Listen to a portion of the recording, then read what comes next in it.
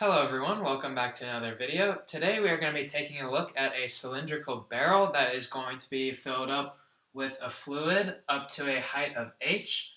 And basically what's going to be happening is this fluid is going to be wanting to expand out of the barrel, so it is going to be exerting a force. It's going to be wanting to expand out, so it's going to be exerting a pressure force down here at the round edge of the barrel and over here at the end caps. And these forces are going to be normal to the surface, which means that they're going to be perpendicular. So down here on this curved surface, it's going to be coming down perpendicular to the horizontal edge. And over here on this end cap, it's going to be exerting a pressure outwards perpendicular to the surface, all right? Basically, all we're going to be doing is we're going to be coming up with some mathematical equations to show the forces, the pressure forces, and how they're going to act, and all the different variables that are going to be affecting it. And so, yeah, we're going to go ahead and hop into it. We're going to be first taking a look at the downward force over here on the round edge of our cylinder over here. And yeah, we're going to go ahead and hop into that now.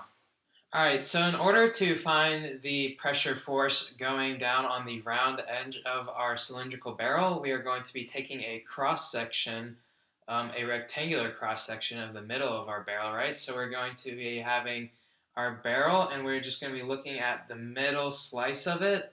So we'll go ahead and draw that up.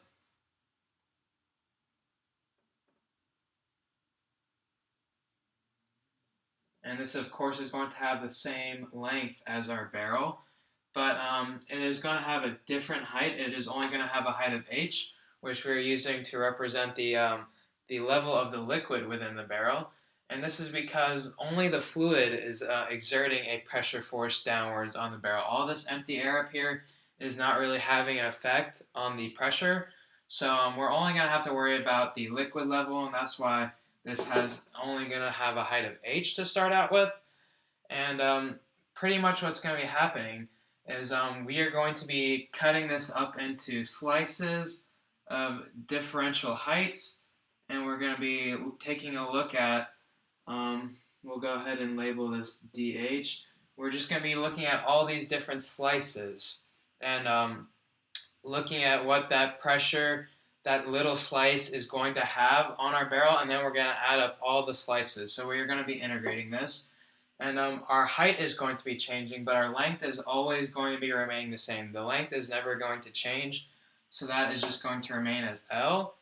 So pretty much all we're going to be doing is we're going to be adding up the areas of the pressures of all of these DHs and just adding them all up, right? All right, and we know that our equation for pressure is going to be the density times the height of the liquid times the acceleration due to gravity, right? So that is going to be the density times the acceleration due to gravity times the height of the liquid over here. That is going to be our pressure force. And we know that this force 1 is going to be the integral of our pressure force multiplied by our differential area over here. And we know that our differential area is going to be our height times our length, our differential height times our length. So we can go ahead and write up our F1. F1 is going to be equal to the integral of pressure times our differential area right here. And yeah, we know our pressure already. That is going to be our density times acceleration due to gravity times the height of the fluid already. And then we also know that our dA over there is going to be the length of the barrel times our differential height right here. So we can go ahead and substitute in that. We know that dA equals RL times DH, right? Like so. And then we can just go ahead and substitute in our dA and our pressures over here. And we're going to have F1 is going to be equal to the integral of VGH, then that is going to be times LDH right here. And we know that the length of this barrel is going to be a constant, right? The length of the barrel is never going to be changing. So we can go ahead and take that out of the integral. And then the acceleration due to gravity isn't going to be changing either, right? It's not like we're moving this to a different planet or anything. So the acceleration due to gravity is always going to be the same. That is going to be a constant as well. And then the density of the fluid is also going to be a constant. So we can go ahead and take all this out, right? We're not adding any sort of different liquids to the barrel. It's going to always be the same constant liquid, so the density is never going to change. So we can go ahead and take that out, and we'll get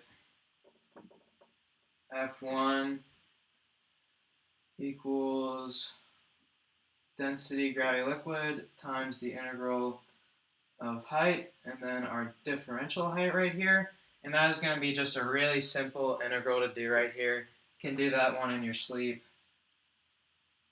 This is going to be density times gravity times length, and then that is going to become 1/2 h squared.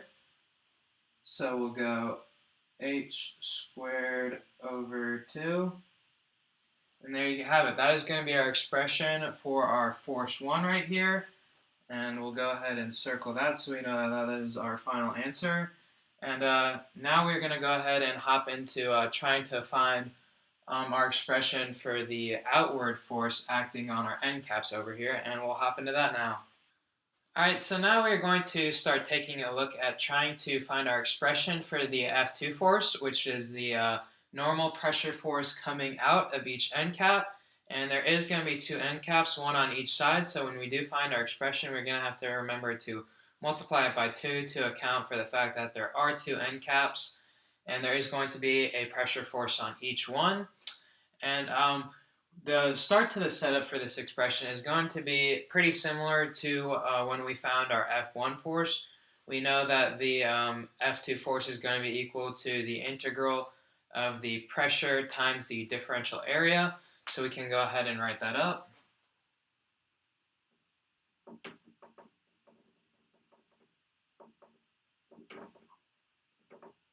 And once again, we know that this pressure is going to be equal to the density of the fluid times the acceleration due to gravity times the height of the fluid. So I'll write that up.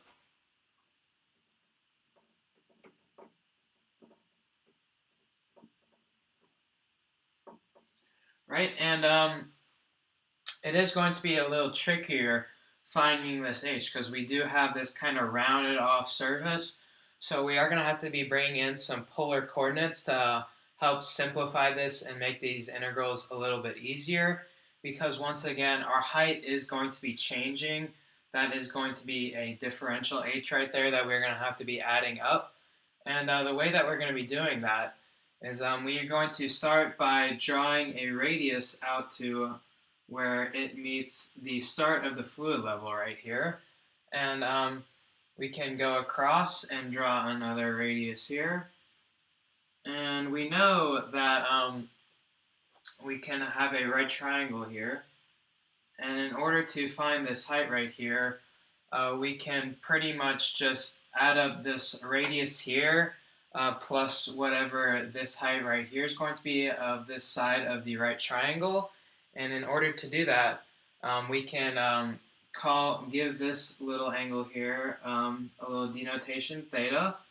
And we know using some simple trig that in order to get this right here, this height, we can just do r times sine theta, because this is also going to be r, right? And if we know a side and an angle, we can find all of the sides, the length of all the sides. So we can say that h is going to be equal to r plus r sine theta, right? And we are also going to be setting up some integrals because the height is going to be changing. We're going to have to be adding up all the different slices of the height once again. So we're going to have to come up with our bounds of integration over here for our integrals. And we're going to do that using polar coordinates. And so it is going to start up here. We'll give this theta 1. and it is going to be ending down here at theta 2. And since circles, the polar coordinates always start on the right side, so we're going to denote this as 0 degrees right here. And since this is going to be 90 degrees away, we know that this is going to be negative pi over 2.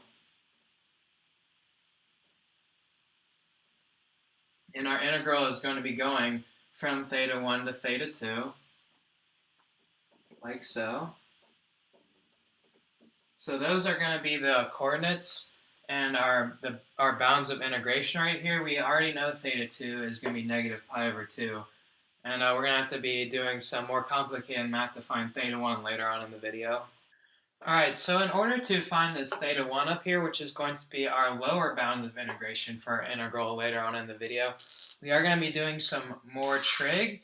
And to find this angle, we can pretty much take the inverse sine of our radius plus this height right here. So that's going to be sine negative 1, our inverse sine. And we already know this. This is just simply going to be r. But then in order to find this height right here, we can just say that this is going to be the difference between our fluid height and the radius right here. So we're going to have this. This is going to be the height of our fluid, and this is going to be the height of our radius. And as you can see here, if you just take away the radius from the height of the fluid, you're going to get this height right here.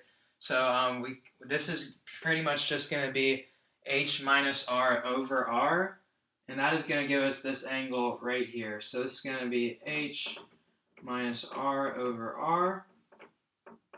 That is going to be this angle right here, this theta for our polar coordinates, and that is pretty much just going to be our lower bound of integration right here for when we go to integrate to actually get the force.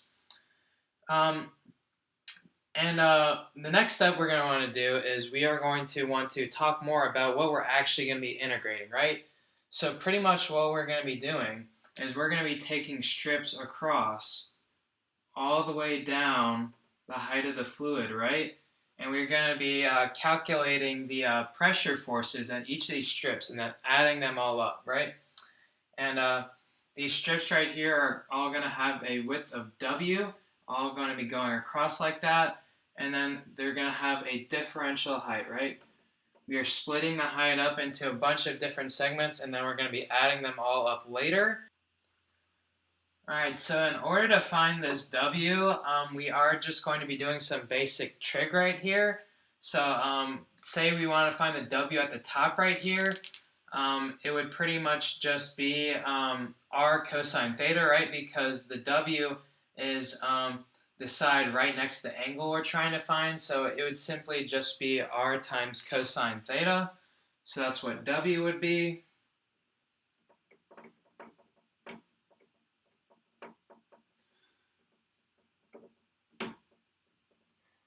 Let's also remember to put theta 1 is equal to this, so we know what this is for. We don't just have some trig equations written up on the board for no reason. This is going to be our theta 1 right here. And then we also need to find what our dH is going to be. And since we already have h right here, we can simply just take the derivative of this. And the derivative of this is just going to be r cosine theta, just like W is.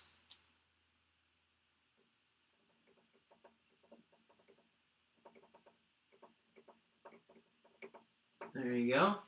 And that is going to be our W and dH that we're going to use later on in our integrals.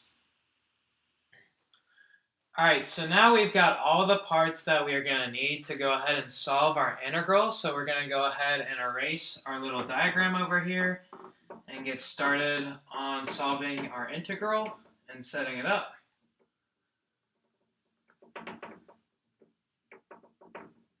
Alright, so we know that F2 is going to be the integral of the pressure times the differential area from theta 1 to theta 2, so we'll go ahead and write that up over here.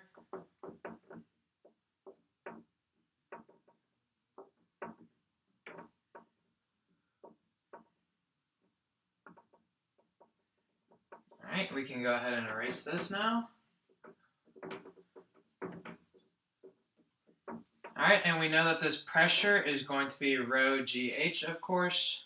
And then this differential area right here is simply going to be the width times the differential height that we saw earlier. And we go ahead and substitute that in for dA right here. So this is going to be equal to rho GH times width times the differential height, like so. Go ahead and get that erased, and we can go ahead and get all this erased. Yep, good. And now we can go ahead and substitute our H in for H and our W and DH in over here. And we know that our rho and our G, the density of the fluid and the acceleration due to gravity, are both going to be constant. They're not going to be changing throughout this integral. So those are going to be constant. So we can go ahead and bring this out.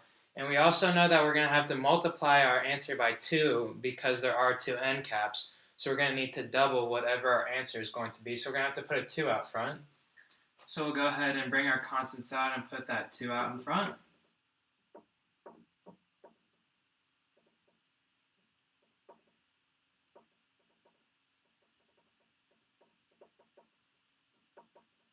And we'll go ahead and substitute our r plus r sine theta in for h right here.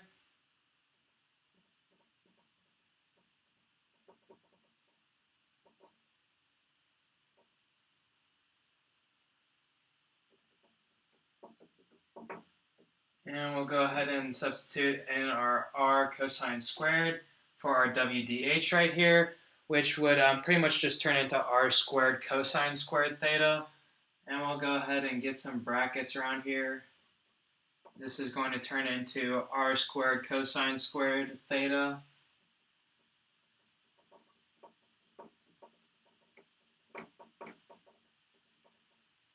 Like so.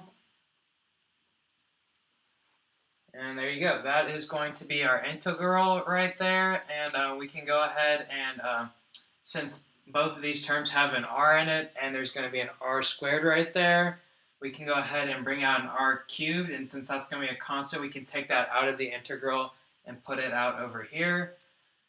And we know that these are going to be our bounds of integration, so we can go ahead and substitute that in for our bounds. Alright, so we're going to go ahead and take our r cubed out of the integral and put it out front, and then we're going to go ahead and multiply this cosine squared out to this over here and this over here.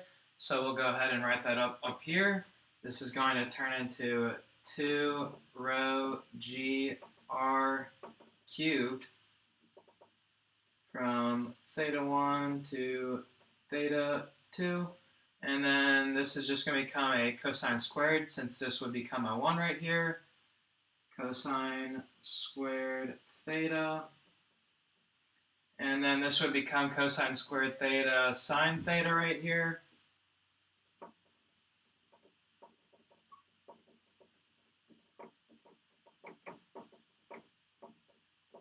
And then this would be d theta over here at the end.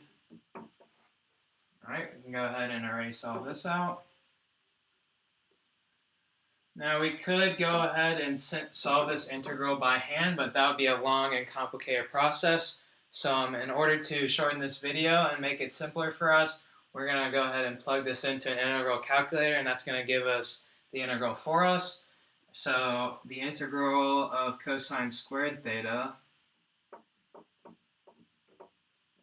right here, this is going to end up being equal to 1/2 theta plus sine theta cosine theta.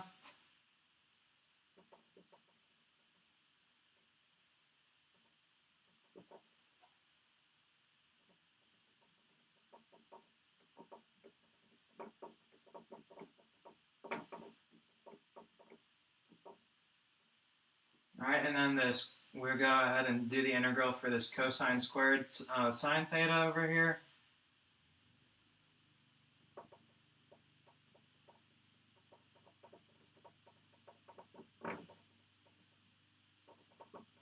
Alright, and then this integral up here is pretty much just going to be negative 1/3 cosine squared theta.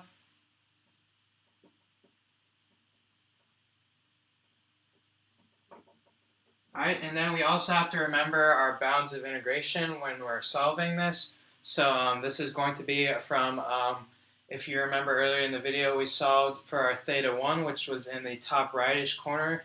That was the arc sine of h minus r over r. So theta 1 is going to be equal to sine negative 1 h minus r over r. And then our theta 2 was negative pi over 2. Don't forget the negative sign right there. And now we can go ahead and plug these in right here. Plug this in for our bounds of integration and get our actual integral value. And we'll go ahead and do that now. Alright, so we did have a few slip-ups in our last part of the video. Firstly, this cosine squared right here should actually be a cosine cubed. And over here, there should be no plus sign. This should be cosine theta times sine theta. So we'll get that squared away. Alright, now we are ready to start plugging in our bounds of integration to this and start solving this integral fully over here. So we will start down here with our negative pi over 2. We'll plug that in to our integral. And basically this is going to be real simple for this bound of integration. This is going to go away to 0 and this is going to go away to 0. And you're really just going to have to plug it into this 1/2 theta over here. And so you just really multiply this by 1/2 and get negative pi over 4. So we'll go ahead and start solving this up here. Clear up some room. So our first term is going to be negative pi over 4. There we go.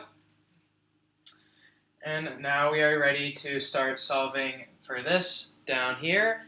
And in order to do that, this first one's going to be real easy. We're just going to plug this in for theta right here. And that's pretty much just going to be negative 1/2 times this expression right here. And we do have to make it negative because we are on the opposite bound of integration. So everything that we saw from here on out, we are going to have to flip the sign for.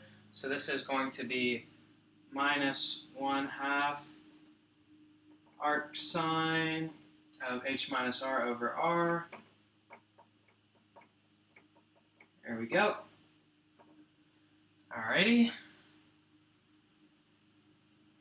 Go ahead and erase this. Alright, and if we look here, we have this out of the way here. Now we need to solve for this 1/2 cosine theta sine theta here, plugging in the arc sine h minus r over r in for our thetas right there. And if we plug in the inverse sign for the sine right there, that is just going to become h minus r over r, right? Those signs are going to cancel each other out. So this term right here is just going to become 1/2 cosine theta and then h minus r over r. This sine theta, when we plug in arc sine h minus r over r for the theta, is just going to become h minus r over r. There we go. Then we also have to figure out what this cosine theta is going to be, alright? So when we plug in the inverse sine of h minus r over r for theta, we got to figure out what the cosine of that is going to be, alright? And in order to do that, we're going to bring in some trig functions. We're going to be using sine squared theta plus cosine squared theta is going to be equal to 1. And we can go ahead and subtract sine squared over to get 1 minus sine squared theta is equal to cosine squared theta. And then we'll square root both of those. And that is going to give us cosine theta is equal to the square root of sine squared theta. This is actually going to be 1 minus sine squared theta.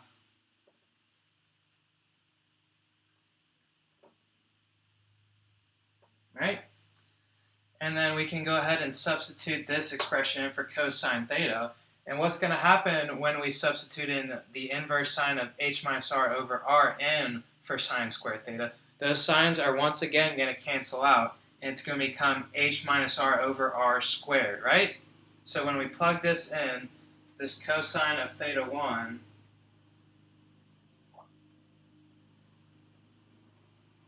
is going to become equal to the square root of 1 minus h minus r over r squared,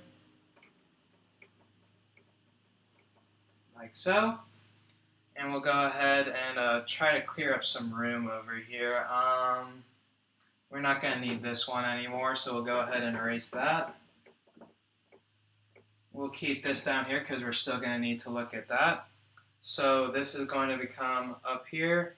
And we can multiply this 1 by r squared over r squared, so we get a common denominator. So this is going to become over here cosine of theta 1 is going to be equal to r squared minus h minus r squared all over r squared, and then this is all going to be square rooted, like so. This is going up right here, so we're not going to need this anymore. Alrighty. And then this h minus r squared is simply going to become, we'll do some math over here. This is going to become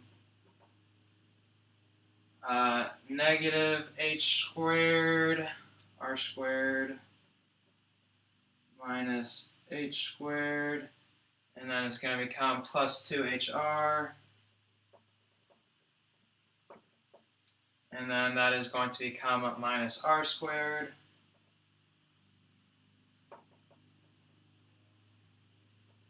and then this is going to be all over r squared. So as you can see here, these r's are going to cancel out, and then this is just going to be, this r squared can be square rooted. This is going to be negative h squared plus 2hr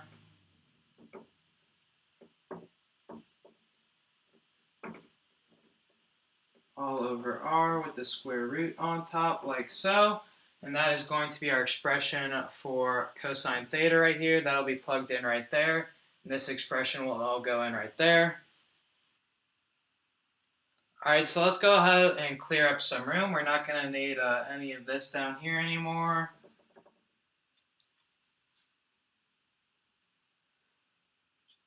We'll leave this up here so we remember what our bound of integration is, and we'll leave this so we remember what we're going to be plugging that bound of integration into. We'll go ahead and erase all of this right here. Probably should have done this earlier. Sorry if this has been a little bit hard to follow. I know this part of the video has kind of been a little bit all over the place. Alright, so now what we're going to do is we're going to go ahead and plug this down into here. And as you can see, we have a common denominator. This expression is going to be substituted in for this cosine right here. As you can see, both of these expressions have an r down here in the denominator. So that is going to become an r squared down there at the bottom, and there's also a 2. So it's going to be 2r squared in the denominator, and then this is going to be in the numerator as well as this h minus r. So right here, our second part of this expression right here, this is going to be minus h minus r, and then right here, square root of 2hr minus h squared, and then that is all going to be over 2r squared. There you go. And now all that's left to do is to plug in our arcsine of h minus r over r in for this 1/3 cosine cubed right here. So we can go ahead and erase this and this down here.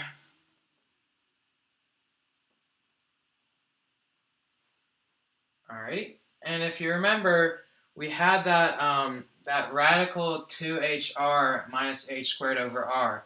That was what we said our expression for cosine theta is. So all we really have to do is we got to cube that expression and then divide that by 3 and make it negative. That's all we got to really do for that. We kind of did most of the work for that already, so we'll go ahead and plug that in. So this 2hr minus h squared over here is going to become to the 3/2 power because it's already square rooted, right? So we'll go ahead and say that 1/3 cosine cubed of our theta 1 over here is going to be equal to 2hr minus h squared to the 3/2 power. And then we had, it was just an r down there earlier, so that r is going to be getting cubed as well. So we're going to have an r cubed, and then that 3 down there, obviously. And then we also had that negative. Can't forget that negative. We'll just go ahead and squeeze that in right there since that's a little hard to calculate right now. A little hard to fit in there due to the equal sign. And yeah, this is going to be our expression right here. And since this is our second bound of integration, we are going to have to flip the sign, so this is going to end up becoming a positive. Can't forget about that part. So that's all we really have left to do. We're going to go ahead and add this. This is going to be 2hr minus h squared to the 3/2. And that's all going to be over 3r cubed right there. And there you have it. That is going to be our expression for the outward pressure normal force going out at the end caps. And yep, and remember we did multiply this by 2 because there are 2 end caps, of course. And this is going to be our giant expression right here. We'll go ahead and get some brackets going. Make this a bracket. And there you have it. This is going to be our F2 right here. This is the final answer right here. And that is going to do it for today's video. I hope you guys enjoyed. If you have any questions, make sure to leave a comment. If you enjoyed the video, make sure to press that like button and subscribe if you are interested in seeing more videos. And yeah, take care and have a good day.